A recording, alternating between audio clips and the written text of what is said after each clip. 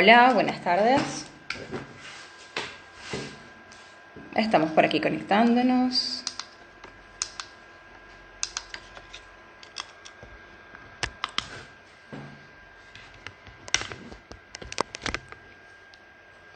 ¿Me escuchan? ¿Todo bien?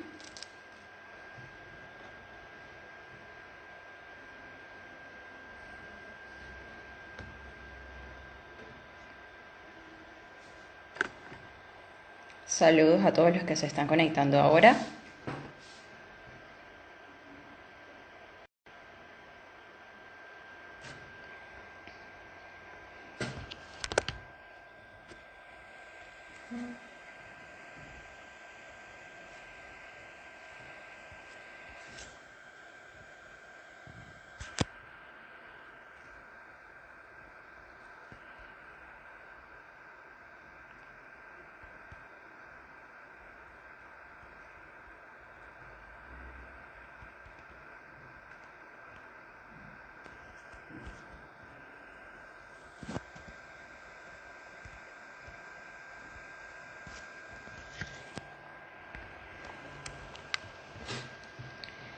Muy bien, chicos, el tema que vamos a tratar hoy es razonamiento clínico, manejo de hipótesis y banderas dentro del diagnóstico fisioterapéutico.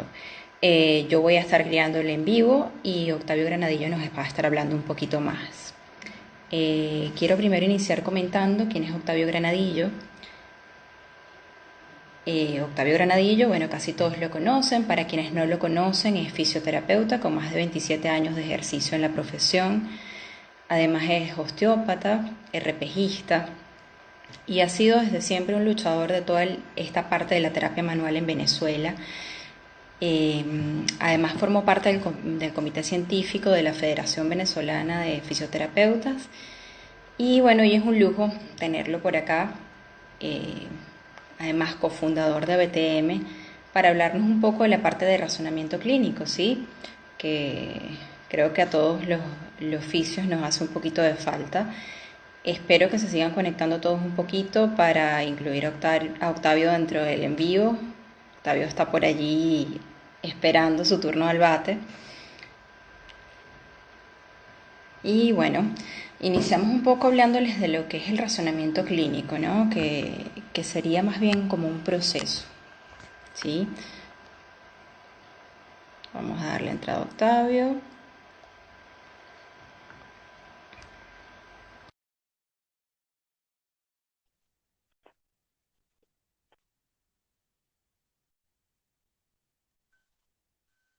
Contando un poco de dónde se conectan para ir enviándoles un poquito de Hola, saludos. Hola, Octavio. hola Vera, ¿cómo estás? Estaba un poco presentándote. Creo que me necesitas presentar a Ya, ti, pero no te conozco. ya va, que te oigo un poco lejos. Te preguntaba cómo estaba el audio. En este ¿Me momento mejor. escuchas? Acabas de aumentar el... Sí. Sí, sí, ¿y ustedes a mí? Sí, perfecto. Fuerte y claro. Loud and clear. Muy bien, ¿Cómo lo están llevando, Octavio, el confinamiento? vale. Es todo un tema. Yo creo que hoy estamos completando el día 37 del confinamiento aquí en Madrid.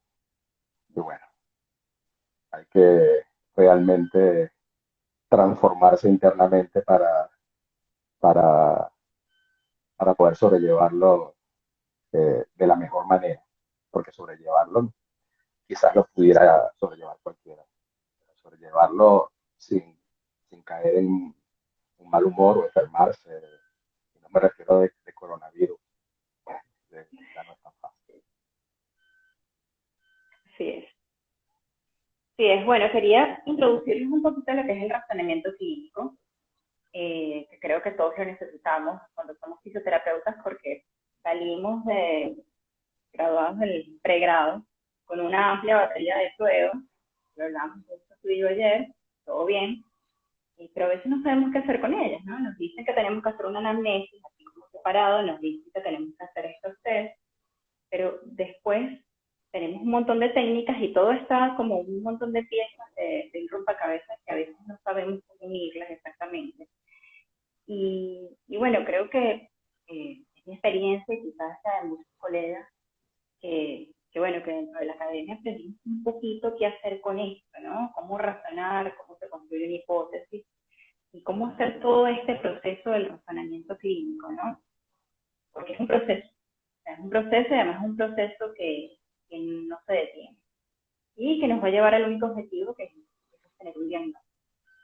El importante diagnóstico para que realmente todo ese montón de técnicas que vamos aprendiendo funcione.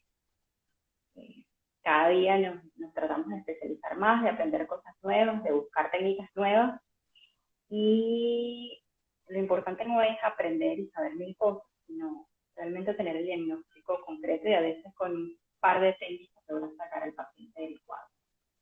Entonces, bueno, háblenos un poquito más del razonamiento clínico, ilústranos e ilumínanos, por favor. Bueno, antes que nada, quisiera irme un poquito al pasado y, bueno, decirles que el proyecto BTM tiene ya alrededor de 14 años, pero lo principal es que nace como un un sueño de eh, mi amiga, cofundadora, colega y además comadre, Dayana Noriega, y mi persona. Pero ¿cuál era ese sueño? El sueño era crear una academia de terapia manual neuromusculoesquelética, ya que en el pasado existían terapeutas manuales en Venezuela, pero todos los terapeutas manuales veníamos de la formación de osteopatía principalmente y estábamos bajo la tutela y dirección, del cual yo pertenecí también a la junta directiva, de SOBEFIMO, la Sociedad Venezolana de Fisioterapia Manual Ortopédica. Y claro, ¿qué queríamos hacer nosotros? Queríamos formar de alguna manera una academia en donde se diera terapia manual neuromusculoesquelética como tal. Pero ¿bajo qué premisa? Por eso te digo lo del sueño. El sueño era que varios de nosotros hicimos docencia en pregrado y nos dábamos cuenta que hay como una falla generalizada. Incluso en nuestros lugares de trabajo con colegas que ya se habían graduado, por supuesto, que vienen arrastrando el mismo problema desde pregrado, era que estaban como con una patita coja, que era la parte de la valoración. ¿Por qué te digo que era una? Porque tenían de alguna manera un conjunto de formatos que le habían dado como evaluación, pero no había manera de cómo integrarlo, no los habían podido integrar. Entonces, para nosotros, ¿el sueño cuál era? El sueño era coger al fisioterapeuta y entrenarlo principalmente en la valoración. ¿Bajo qué? Bajo razonamiento clínico. Bueno, si nos ponemos a pensar qué es el razonamiento clínico, podríamos decir, tú hablando de un proceso, que es el proceso mediante el cual el profesional Realmente. utiliza, utiliza no solamente la anamnesis mediante la entrevista, sino también la valoración física y pruebas especiales para poder llegar a un diagnóstico. Pero bueno, ahí estaba el punto clave. No era llegar a un diagnóstico, era llegar al diagnóstico fisioterapéutico, pero mediante Correcto. el proceso que es el que me acabas de comentar. Entonces, bueno, allí nace ABTM hace 13 años, con unas 10 cortes de formación, con un diplomado. Podríamos añadir que nuestro valor agregado era justamente que no pertenecíamos a una metodología precisa, sino era una recopilación de metodologías que al final nos daban una personalidad no solamente diferente, sino una personalidad que luego era nuestra punta de lanza, una personalidad sólida, que nos hizo acreedores de una manera de valoración que solamente tiene la Academia Venezolana de, de Terapia Manual. Opa, nos dicen que no se escucha bien, capaz se escucha un poco entrecortado. Nos dice que no se está escuchando bien. Nos dicen desde México. Te escucho un poco entrecortado, no te entiendo qué me has dicho.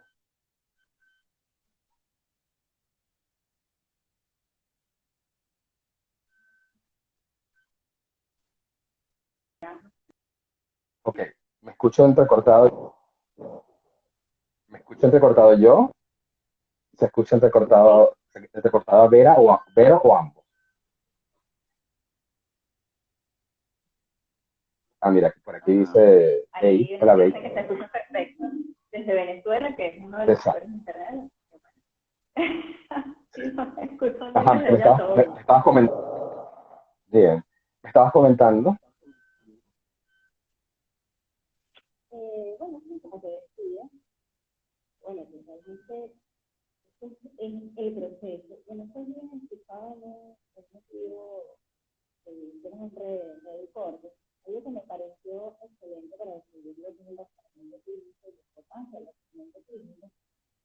Y ellos comentaban algo como que yo estoy aquí dentro de casa y escucho no, lo que me están escuchando bien, y escucho afuera, no sé, un galope. Y bueno, yo puedo decir desde que dentro que ese galope es un caballo, pero bueno, podría ser un caballo, podría ser una cebra, no sé, una llama, podría ser un venado, cualquier cosa. Y hasta que yo no tenga más información, yo voy a seguir pensando que es un caballo, voy a seguir ahí cuadrado, pensando que es un caballo. Pero bueno, para esto, para salir y para comprobar realmente lo que es mucha más información. Y esa información me la da la entrevista estructurada. Y después que tengo la entrevista estructurada y tengo esa cantidad de cosas, no que me voy con la batería de pruebas. Todos aprendimos a estructurar. Todos tenemos un baúl de pruebas. Algunos ni siquiera tienen ni eficacia diagnóstica. Pero bueno, todos podemos hacer esa parte, ¿no? Saber realmente qué es lo que tener información y la importancia de la anamnesis. Muchas veces en consulta, entonces suena un poquito porque es la primera sesión ni siquiera le tocamos. ya va Y Vero, es un disculpa, poco que me están diciendo por el chat que no se te escucha, que se escucha muy entrecortado, que no se te entiende qué estás diciendo. a ver, ¿escuchan? ¿Aló? ¿Aló? ¿Aló? Nada. Creo que tengo Dice que el internet más, sugieren que más reinicien el lento. live, que reiniciemos el live. ¿Aló? ¿Ahora? Espera, déjame desconectar.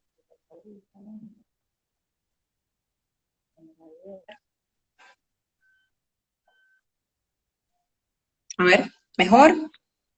Ahora sí, ahora mejor. Ok, bien.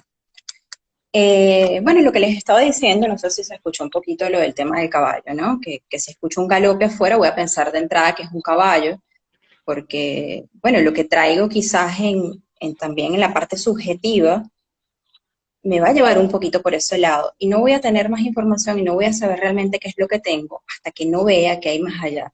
Y eso es lo que pasa con la valoración, que si no busco información, que si no hago una anamnesis completa, no voy a saber exactamente ante qué estoy, no voy a tener suficientes hipótesis y no voy a poder usar toda esa amplia batería de pruebas que traigo desde pregrado. Y lo que comentaba es que muchos pacientes se decepcionan porque la primera sesión a veces van y no los tocas. Eh, y dicen, bueno, o sea, llego aquí con un dolor, necesito que me ayudes a salir sin dolor y bueno, quizás me haces una técnica. Yo procuro hacerles por lo menos una técnica, por lo menos de diafragma para que se vayan un poquito más tranquilos. Eh, pero sí, a veces lo que hago es una anamnesis súper larga y bueno, después un montón de pruebas para realmente llegar a un diagnóstico. Y la verdad es que eso te va a cortar después el tiempo de tratamiento y te va a cortar el número de sesiones que vas a realizar. Esa es la importancia, digamos, de la buena exploración clínica y del razonamiento clínico, del que tú nos vas a hablar más a profundidad. Claro, a ver, eh, empezando que es una condición humana. Es una condición humana que, que cuando tú has visto algo, cualquier cosa que se parezca, lo asocias con ese algo que ya has visto. Igual nos pasa, bueno, normalmente pasa en el gremio fisioterapéutico. Eh, a ver, hay una frase que la escuchas normalmente cuando estás haciendo descripción y cuando estás dando clases, pero además cuando has trabajado con otros colegas codo a codo, es decir, en el mismo ambiente, que tú le estás comentando sobre un caso clínico y el colega te dice, eh, es que ya sé que tiene, ya sé, ya lo sé, ya sé que tiene. Porque ese ya sé que tiene trae consecuencias mucho más allá de lo que el fisioterapeuta se puede imaginar. Que por cierto, que por ahí lo preguntó la cuenta @fisioyosi, Jocelyn, Jocelyn Sandoval, hablando sobre el sesgo de confirmación. Sí, es una condición humana y cuando tú encabezas con la frase, ya sé que tiene, lo que va a suceder en el proceso mental es que vas a hacer todo lo posible por demostrar que tú tenías la razón desde un principio. Y eso está mal. Eso está mal. Para eso hay que aprender a hacer hipótesis. Pero no solamente aprender a hacer hipótesis, ¿cómo evitar ese sesgo de confirmación? Bueno, hay muchísimas maneras de evitar el sesgo de confirmación, pero les voy a dar el primer truco para evitarlo para las personas que no pueden bloquearse y dejar de pensar, eso es tal cosa, pero de todas maneras voy a escribir más hipótesis y voy a hacer otras pruebas. Ese truco consiste en bloquear tu creencia y decir, por ejemplo, si el diagnóstico primario que diste fue síndrome del piramidal, ahora vas a decir, no, no es síndrome del piramidal. Y lógicamente, si no es síndrome del piramidal, entonces, ¿qué es? Ese entonces, ¿qué es? Es justamente la manera de evadir el cerco, es decir, de no estancarse y hacer lo que se conoce como sesgo de confirmación. Cuando tú no puedes optar por la opción que es la tuya, pasas automáticamente a intentar encontrar otras opciones y defenderlas. Y eso, de primer momento, sería una ayuda importantísima para evitar el sesgo de confirmación. Lo otro, sí es cierto que pudiera haber una anamnesis larga, pero lo importante no es que sea una anamnesis larga, sino que los datos que tú busques dentro de la anamnesis realmente te ayuden al final a hacer un diagnóstico. ¿Cómo podemos hacer eso? Una de las premisas es que debemos evitar las preguntas cerradas. O sea, hay preguntas que hacemos para apresurar el proceso que realmente no nos están dejando, ¿no?, una información, por lo menos desde el punto de vista real, no nos está dejando una información que es la información que probablemente nos interese. Por ejemplo, si le dices a un paciente, eh, ¿has estado involucrado en algún accidente? Entonces, la pregunta que tiene como respuesta solo un sí o un no, ¿bien?, no te está dejando ninguna información porque además la premisa, que parece ser una pregunta cerrada, es demasiado abierta, es ambigua. ¿Algún accidente? Si no indaga sobre la misma pregunta, el paciente puede evadirlo. Es decir, ¿qué significa para el paciente un accidente? Que salga con los pies por delante y lo metan en una ambulancia y no se acuerde qué sucedió hasta dentro de 10, 12 días. Ese no es realmente un accidente. En cambio, si usted le dice, ha estado involucrado, por ejemplo, en algún accidente de tránsito, y el paciente de primer momento te diga no, entonces tú le podrías decir, alguna caída fuerte donde usted haya golpeado la cabeza o el cuerpo, él a lo mejor te dice sí, ¿bien? Y tú puedes decir, bueno, sí, no tuvo ningún accidente de tránsito. Sin embargo, sí tuvo una caída donde se golpeó la cabeza y el cuerpo. Es decir, si estabas buscando previamente saber si el paciente había padecido un trauma y que eso le había generado, entre otras cosas, pudiera ser un síndrome, ¿bien? La segunda pregunta que completa la primera es la que te va a ir realmente reportando datos.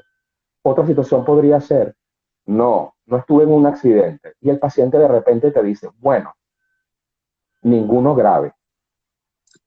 Sí. Entonces, tu pregunta nunca fue, ¿tuvo usted un accidente grave?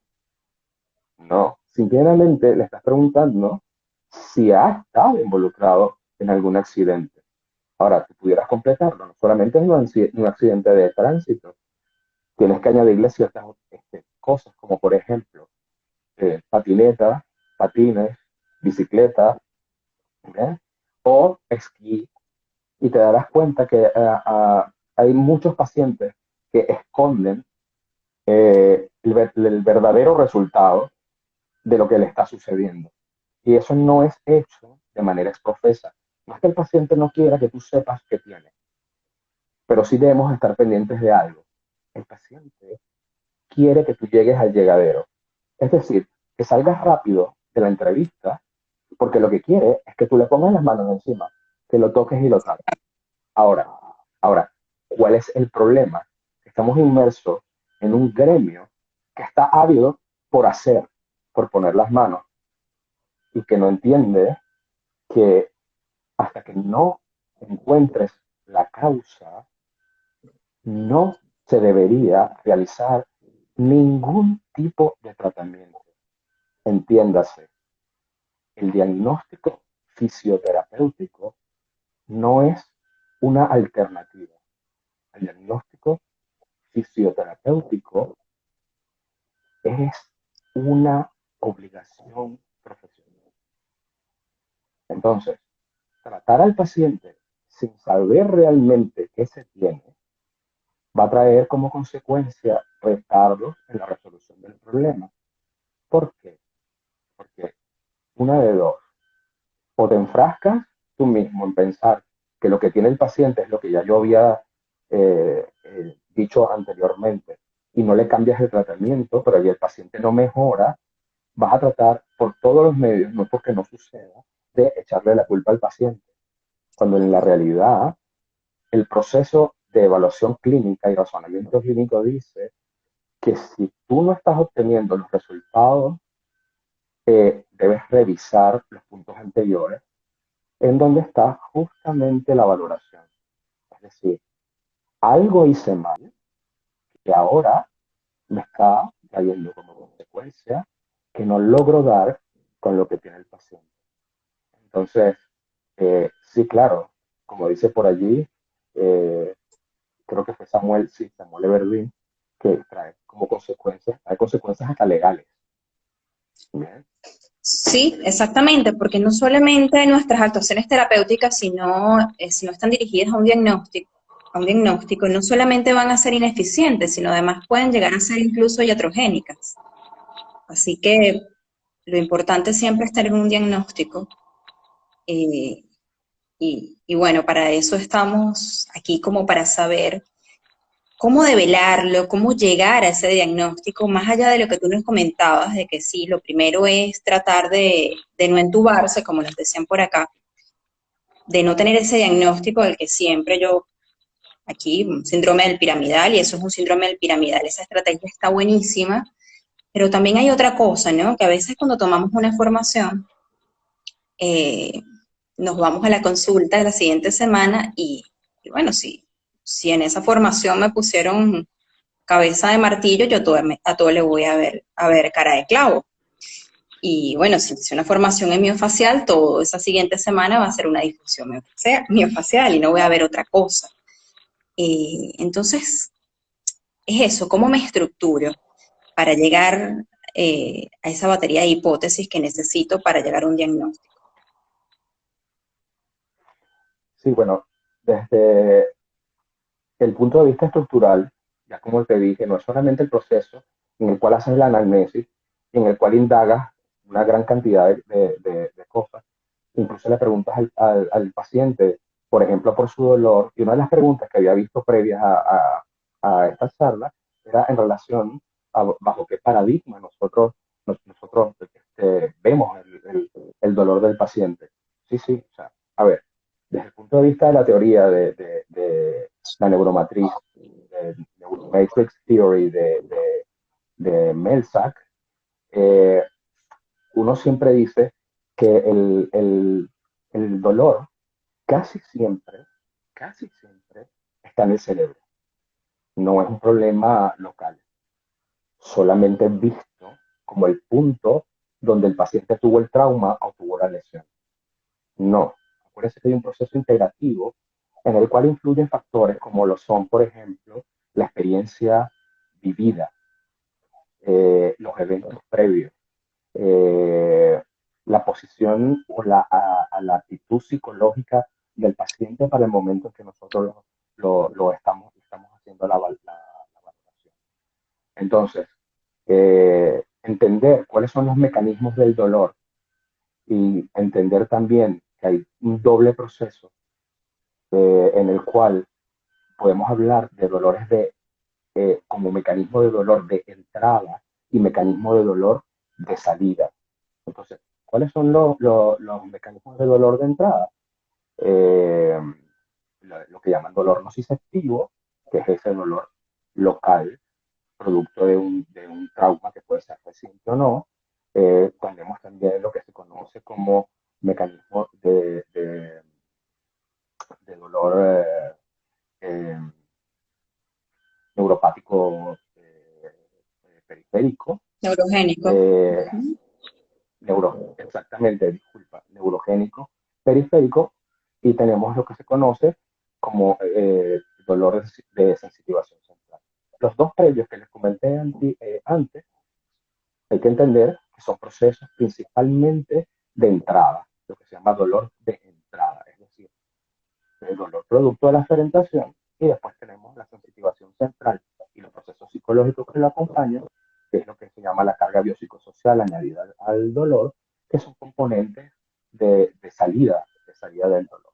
Entonces, entender el dolor, ¿bien? Sería una, uno de los pasos a seguir para llegar a ese punto en el cual vamos a generar hipótesis, pero cada vez que hablamos sobre yo con lo que voy obteniendo, o sea, posiciones en que el paciente se alivia, posiciones en que el paciente le aumenta el dolor, la manera como describe el paciente que no puede levantar el brazo, o si rota el brazo y hace abducción, y ahí es cuando aparece el dolor. Es decir, el paciente te va describiendo el camino y tú puedes ir haciendo hipótesis. Pero cuando nosotros estamos en la BTM, normalmente le exigimos a los alumnos que hagan más hipótesis. A ver, yo normalmente les exijo 10 hipótesis, pero bueno, tenemos profesores como María Rebeca Borrás, que bueno, si le puede exigir 20, pues 20. Y en un principio el proceso, eh, en un principio el proceso eh, debería ser así, generar más hipótesis para poder hacer mayor análisis y mayor diagnóstico diferencial. O sea, ese debería ser el camino. Ahora, hay unos truquitos para esto. Uno de ellos es pensar siempre, cuando comenzamos en las hipótesis, eh, pensar en las estructuras que están justo debajo de la zona del dolor. Entonces, esa sería la primera parte. ¿Qué estructuras que están en la zona del dolor pueden generar dolor en la zona que el paciente me describe? ¿Okay? Eso sería lo primero. A partir de allí, debo preguntarme, ¿hay dolores en zonas contiguas, perdón, hay estructuras en zonas contiguas que me pueden generar el mismo dolor? Y allí tengo que pensar la dupla suprayacente o subyacente. ¿Bien? Entonces, luego de eso, me voy a preguntar, ¿qué estructuras que están lejos de la zona pudieran irradiar dolor a la zona? Y luego de eso, las extraordinarias, como son, por ejemplo, dolor producto del sistema circulatorio, o de una mala circulación, o de un trastorno del sistema circulatorio, u otras venidas del sistema nervioso autónomo, como pudieran ser los dolores viscerales referidos. Si usted sigue esos 4 pasos esenciales, se dará cuenta que hacer 10 hipótesis puede resultar muy fácil. En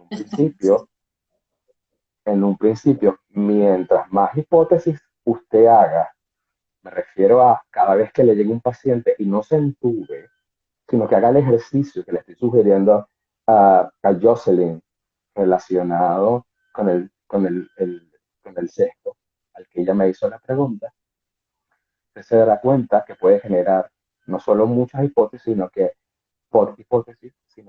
mientras el tiempo pase y usted lo haga como ejercicio, usted cada vez va a ser más asertivo. Es decir, no tiene por qué llegar a 15 hipótesis, puede llegar a 10, 8 hipótesis, pero su precisión cada vez va a ser mejor. Ojo, siempre y cuando usted tenga el conocimiento de base sobre las estructuras que estamos hablando, sobre el proceso del sistema nervioso y el dolor, pero además de eso, si su batería de test es fiable, porque si Exacto. no, entonces estamos hablando de falsos positivos que aparecerán constantemente y que lo que hacen es entorpecer el proceso de razonamiento clínico. Eso es muy cierto, eso es muy cierto. Por eso te decía que sería muy amplia de test, pero a veces ni siquiera sabemos cuáles son fiables o no. Entonces es importante discernir, es importante estar siempre alerta, porque además hay unos que se van publicando estudios consecutivamente que ya no, que te dicen, mira, este test ya no es fiable, y son estudios súper conocidos o test súper conocidos que los veníamos usando durante mucho tiempo y de repente mismo nos ha pasado en el rediseño de la plantilla curricular de ABTM, que tiene 10 años, pero bueno, se ha ido constantemente cambiando y hemos tenido que sacar algunos tests porque ya se ha publicado que no son eficientes y que no nos sirven de nada. Así que es agregar tiempo, perder tiempo en las consultas usando 2 o 3 test para la misma cosa, cuando con uno que realmente es fiable podríamos descartar una de nuestras hipótesis. Y ahí vendríamos a esa parte, ¿no? Que después de la formulación de hipótesis, eh, decidir cuáles son los test precisos que voy a utilizar para, para ir descartando cada hipótesis y poder llegar a 1, 2, 3 diagnósticos, porque no solamente es el diagnóstico, eh, pueden ser más de un diagnóstico, y sobre todo Mira, mientras más crónico sea el problema, ¿no? Ahí podemos sí, bueno, encontrarnos con que no solamente es una estructura, sino son varias estructuras.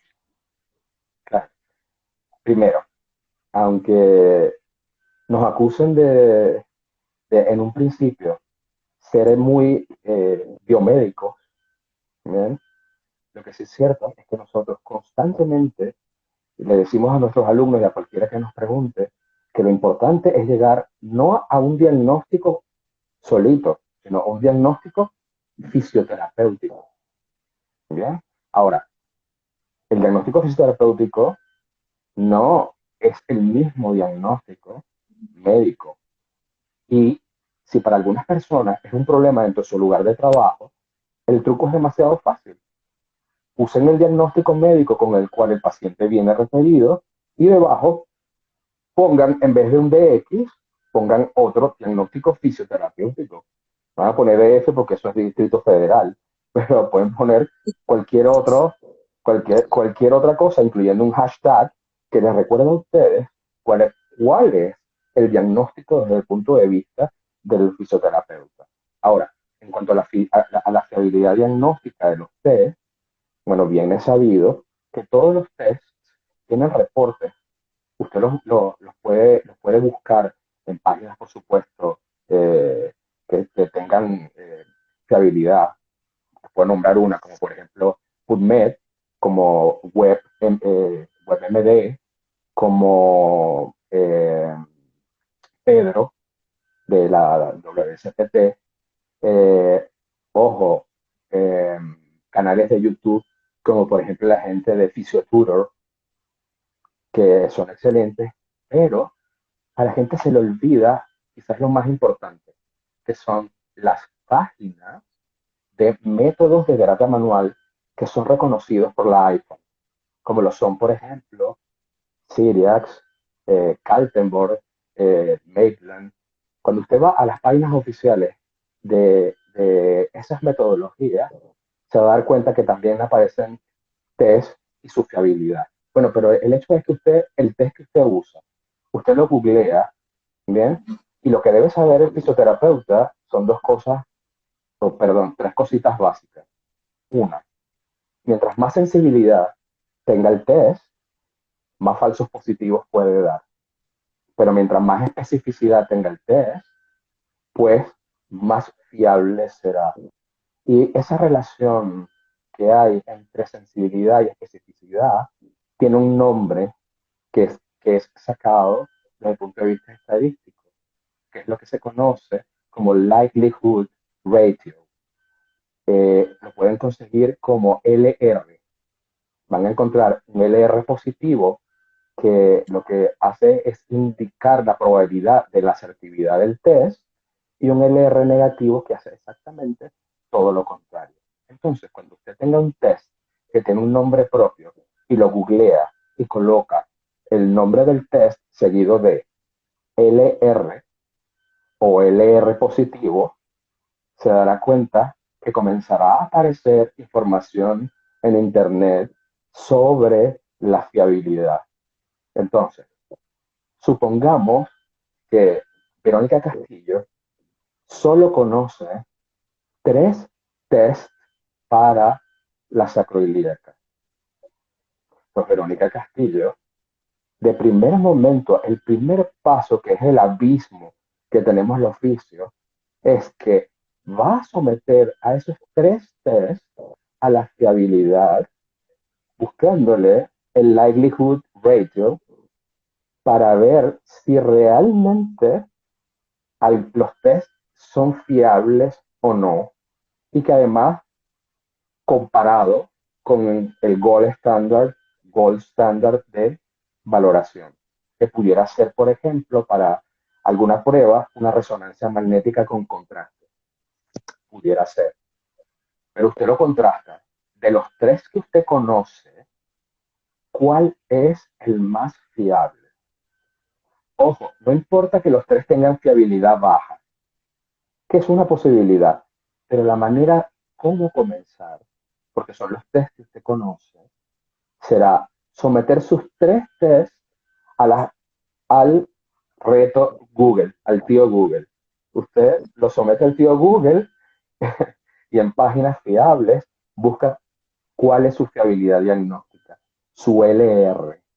Entonces ya por ahí, de los 3 test que usted domina, va a utilizar o va a intentar utilizar el más fiable. Segundo paso, oh Dios, solo conozco 3 tests, pero debe haber test más fiables que los que yo conozco.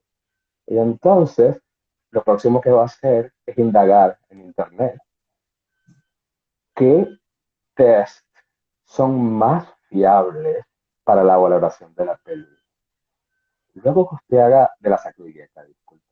Cuando usted haga eso, usted puede hacer un orden de test por orden de fiabilidad diagnóstica. Mientras más test con mayor fiabilidad usted use, pues mejor será su capacidad de diagnóstico.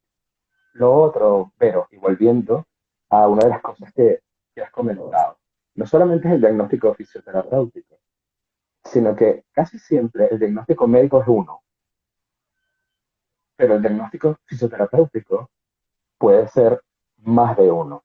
Y cuando le digo más de uno, pudiera ser uno, dos, tres, cuatro o cinco diagnósticos fisioterapéuticos. Razón por la cual usted tendría que valorar cómo va a tratar la zona y que cubra los 5 diagnósticos para poder dar un resultado óptimo a su paciente que en final de cuentas es el objeto por el cual nosotros nos movemos dentro del área de la fisioterapia. No hay nada más importante que el paciente dentro de lo que nosotros hacemos. Claro, y precisamente para eso es que hacemos todo este proceso. Otra cosa dentro del proceso de razonamiento clínico, Octa, y nos lo habían estado preguntando en las publicaciones que hicimos previamente, es las banderas. Y cómo se podían, fisioterapéuticamente hablando, descartar ciertas banderas. A ver, ¿qué nos Mm. cuentas un poco más de esto? A ver, Espero fíjate, que todos sepan qué son las banderas, ¿no? el modelo, sí, claro, porque las publicamos, ¿cierto? Sí, Claro, mira qué interesante. A mí me gusta que hayan publicado el banner donde aparecen cuáles son las banderas y a qué corresponde cada ítem. Ustedes saben muy bien, por lo que han visto, que solamente 2 de esas banderas corresponden a banderas clínicas. El resto de las banderas, que son la bandera roja y la bandera naranja, el resto están allí por razones biopsicosociales, es decir, o psicosociales o biopsicosociales, como usted lo quiera ver, que es justamente cómo comenzó este rollazo con la APTA y la WSPT para alejarse del modelo biomédico. Yo realmente lo veo como, como una manera de dar una mejor dimensión, una mayor dimensión al diagnóstico. Entonces, señores, fíjense, no se trata de que sepan de qué trata cada bandera. Se trata de que ustedes sepan que dependiendo de la bandera, qué significa no solo para el fisioterapeuta, sino cuál es su alcance según la bandera. O sea, saber, por ejemplo, que si es una bandera roja, eso está limitando no solamente el tratamiento, sino probablemente el fin de la valoración. No lo debería seguir valorando luego que usted se encuentra con esa bandera. ¿Bien? O, qué sé yo, que llevan un paciente que lamentablemente tiene una condición psiquiátrica en el cual se hace exageradamente agresivo, ¿bien? Y el paciente no se deja tocar, le grita, le ofrece puñetazos, golpes, patadas. Vamos, que es una bandera naranja. O sea, vamos, este paciente o no está bien medicado, ¿bien? O de todas maneras nunca será un paciente para ustedes mientras esté en esa condición. Entonces, entender el significado de la bandera es lo que realmente nos deja la bandera. Es decir, un paciente que usted detecte una bandera amarilla, como por ejemplo la kinesiofobia o la catastrofización, es un paciente que, vamos, usted sabe que tiene eh, un pensamiento, un creer, una creencia de que algo le va a suceder, por ejemplo, en el caso de la kinesiofobia, si se mueve, o en el caso de la catastrofización, que es que estoy seguro que al salir de aquí me voy a sentir mal. Ese tipo de cosas, ¿no? Usted las puede detectar, pero lo que usted puede determinar con la bandera es que el proceso en el cual usted acompaña al paciente hasta el alta va a estar enlentecido perturbado por una creencia del paciente que va en contra de su recuperación, lo que no significa que por eso no se va a recuperar. Él se va a recuperar si usted utiliza los argumentos suficientes para cada caso para llevarlo hasta el fin término de la reinserción biopsicosocial. Es así, en ese momento hay que cambiar un poquito el abordaje con el paciente, sobre todo cuando son las banderas biopsicosociales que incluso a veces te perturban el proceso de la anamnesis, eh, porque a veces los pacientes van ya con una estructura mental de que este es mi diagnóstico médico y no entiendo por qué me estás haciendo preguntas y te entorpecen la anamnesis porque no son fáciles de abordar y, y bueno, ahí es donde hay que diseñar diversas estrategias y a lo mejor no empeñarnos en tomar tantos cursos y tantos talleres de técnicas, sino de estar bien fuerte en las bases, que son precisamente la valoración y la anamnesis, que bueno, no le damos mucha bolilla, como dicen acá, pero es realmente la base de todo este gran edificio que constituye el tratamiento fisioterapéutico. A ver, definitivamente, cuando el paciente nos dice, me duele, somos muy felices. El paciente cuando dice, me duele, nos está dando una ventaja, la ventaja de indagar. Somos cazadores del dolor. Y cuando encontremos la estructura que reproduce el dolor, bingo, esa es la mía. Ya llegué, ya por fin llegué al diagnóstico. Pero ojo, eso hay que vendérselo al paciente. Hay que venderle al paciente que es muy importante lograr el diagnóstico para que el tratamiento sea preciso. Y una de las cosas que podemos hacer es preguntarle, pero de hecho se pregunta durante la entrevista que si ya ha hecho tratamiento, con quién ha hecho tratamiento, qué tipo de tratamiento ha hecho. Bien, entonces el paciente viene con sus propias creencias, es lo que nosotros llamamos, fastidiándonos entre unos y otros, paciente envenenado. Es el paciente que ya cree saber qué es lo que hay que hacerle. ¿Por qué? Porque se lo han hecho antes. Entonces tú le preguntas y lo confrontas con la realidad. Pero disculpe, si lo que le estaban haciendo es lo que hay que hacerle, porque usted no se ha curado, porque usted lleva 30 sesiones, 60 sesiones y todavía está igual. Quiere decir que algo no está funcionando. Pero eso sí, hay que hacerle ver al paciente que el compromiso es mutuo. Yo les hago una relación matemática, a los pacientes les encanta. Yo les digo, mire, el 90% de su proceso de recuperación depende solo de usted. Y les digo, y el 10% sabe de quién depende. Inmediatamente el paciente dice, de usted. Yo le digo, no, está repartido entre su médico tratante, la familia, su pareja y probablemente yo esté inmerso en un 1% dentro de ese último 10%. Pero ojo, que representa la realidad. Sí representa la realidad. Así, así es el deber ser.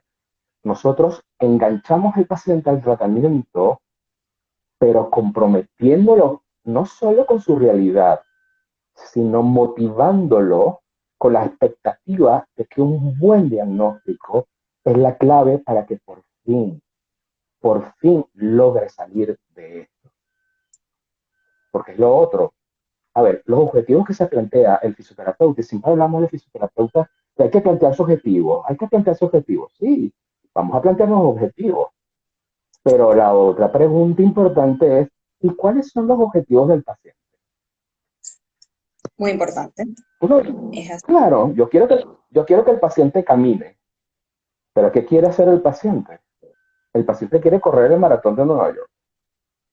Dentro de las posibilidades y las realidades, tenemos que llegar a un punto intermedio o a la verdadera realidad que podría ser que el paciente te escriba un mensaje solidario diciéndote gracias, mi fisio, porque si no hubiera sido por ti, no hubiera podido correr el maratón. Entonces, en eso debemos enfocarnos. A ver, lo otro, nos encanta desde el punto de vista de la evaluación, se va a reír Israel conmigo, Isra, escucha esto, y Carlos Salinas también se va a reír, porque decían en un vídeo que es que los fisioterapeutas nos consideramos dioses, que somos los dueños absolutos de la verdad. Y cuando nos dicen, es que el otro fisioterapeuta me dijo tal cosa, entonces yo le digo, no, no, pero es que esa no es la verdad es la que tengo yo. Y el paciente también entra como en una confrontación. O sea, hay que hacerle ver al paciente que tú no estás ni en contra de su médico tratante, ni en contra de los otros colegas que participaron en la recuperación anterior o la no recuperación. No se trata, señores, de echarle basura a los colegas. A ver, hay una máxima en branding, en mercadeo de la marca personal, que dice, never, never trash your competitors. Es decir, se los voy a decir en español castizo. En Joder, criollo. no puteen a sus colegas, no puteen a los del otro consultorio, a los que ustedes consideran que no hacen lo que a ustedes les gusta que hiciera. Es decir, si mi otro colega se dedica a la electroterapia, pues bien. Si el otro se dedica y hace solo FNP, bien. Si el otro solo hace readaptación, pues bien. Y así sucesivamente. Y así les voy a dar otro consejo. Así como les dije, never trash your competitors, también les voy a decir al mismo tiempo, be yourself. Sean ustedes, sean ustedes mismos. No se trata de ser el mejor, se trata quizás de ser diferente. Y eso siempre será un plus. Cuando usted se esfuerza por ser diferente sin imponerlo y además logra llegar al paciente desde el punto de vista psicológico, pero además físico, y el paciente sale de su problema, eso será el valor agregado, el valor que usted ofrece a su consultorio o a su nombre como profesional, y no las veces que hablan mal de su colega o de tal colega. No, las veces que usted recupere a su paciente o lo ayude, perdón, en el proceso, porque nosotros no somos sanadores, sino partícipes de un proceso en el cual el cuerpo del paciente es el que lo soluciona, y llega a su justo fin, pues esa será su, su mejor, mejor la mejor expresión de usted, la mejor expresión de usted. Ese será usted. Es así, porque o sea, es muy frecuente en este medio esa parte, y al final el que está en el medio siempre es el paciente, y le creamos al paciente una inseguridad cuando caemos en esto, y Disculpe no que se tomé trata café de hasta por la eso. nariz. ¿Cómo? Tomé café Se hasta trata por más la bien nariz. se trata más bien de empoderar al paciente, ¿no? Incluso quería hablar un poco de esto, pero ya nos estamos quedando cortos con el tiempo, que pensamos que una hora era mucho, pero resulta que nos quedamos cortos, como te dije. Quería hablar de esto también un poco de la parte del diagnóstico, en la importancia de lo que estamos haciendo muchos ahora, que es el teletrabajo, y que realmente el paciente, con todo esto que nos ha hecho transformarnos, tiene que dejar de ser fisiodependiente, tiene que empoderarse, tiene que hacerlo todo él mismo en casa. Y todo depende del éxito de este tratamiento que se va a hacer el paciente, de este 90% que le va a poner, va a depender del buen diagnóstico que nosotros le demos, de esa base que construyamos. Y a partir de allí él va a tomar las riendas de su tratamiento. Y creo que ahora esto es genial para todos porque nos está obligando a cambiar de paradigma. O sea, creo que realmente ahí sí vamos a ir al paradigma biopsicosocial, gracias a esto que está pasando. Mira, Y te veo. dejo una para despedirte, que nos estamos quedando No, sin tiempo. Así que, ya. Bueno, que recuerden que este sistema de banderas es aplicable no solamente a los pacientes, ¿eh? Es decir, las banderas deberían ser aplicables también al fisioterapeuta. Acuérdense que los fisios tenemos nuestras propias creencias, nuestra interpretación del medio y del paciente, y además de eso, el ego podría ser el mayor partícipe y el que nos estaría causando los peores daños desde el punto de vista gremial. Seamos humildes, ojo, no me refiero a mi personalidad, porque la gente me critica de no ser humilde. Quiero que sepan que, que puedo ser muy extrovertido y muy tajante, pero a la hora de dar mis conocimientos, miren, no tengo stop. Todo lo que ustedes quieran obtener de conocimiento de mí, y lo sabe la gente que me conoce, lo van a obtener. Señores, recuerden, somos la Academia Venezolana de Terapia Manual. Nuestro valor diferencial está en la fortaleza para llegar a un verdadero diagnóstico fisioterapéutico mediante el razonamiento clínico, el uso de las hipótesis y la administración de las banderas. Vero, gracias, mi niña, de verdad. Me encanta Me quedo verte con por esa este medio. frase. Me quedo con esa frase y te agradezco muchísimo por estar siempre presto a compartir tus conocimientos, por reactivar un poquito las redes de la academia, y aquí están todos ansiosos preguntándonos para cuándo otro en vivo, están pidiendo un segundo en vivo y sí, ya los tenemos preparados. Ajá. Eh, el segundo ¿Cuál en es? vivo ¿Cuál va es? a tener más gente, no solamente Octavio, también va a tener el equipo de monitores y todos los que hemos formado parte alguna vez de ABTM.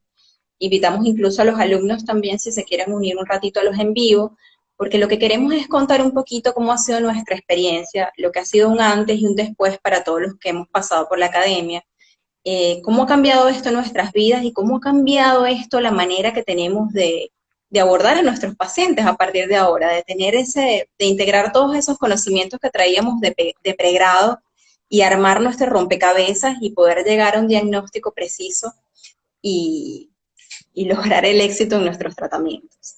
Así que bueno, te invito a ti, los invito a todos. Vamos a estar el miércoles que viene a la misma hora, 8 horas de España, 2 horas de Venezuela y 3 horas de Argentina, porque aquí estamos multiculturales. Y bueno, agradecerles a todos de verdad por su receptividad y por ser siempre fieles a la Academia Venezolana de Terapia Manual. Un besito, Hasta luego, alumnos, colegas, amigos, todos. Un placer, de verdad. Gracias. hasta luego.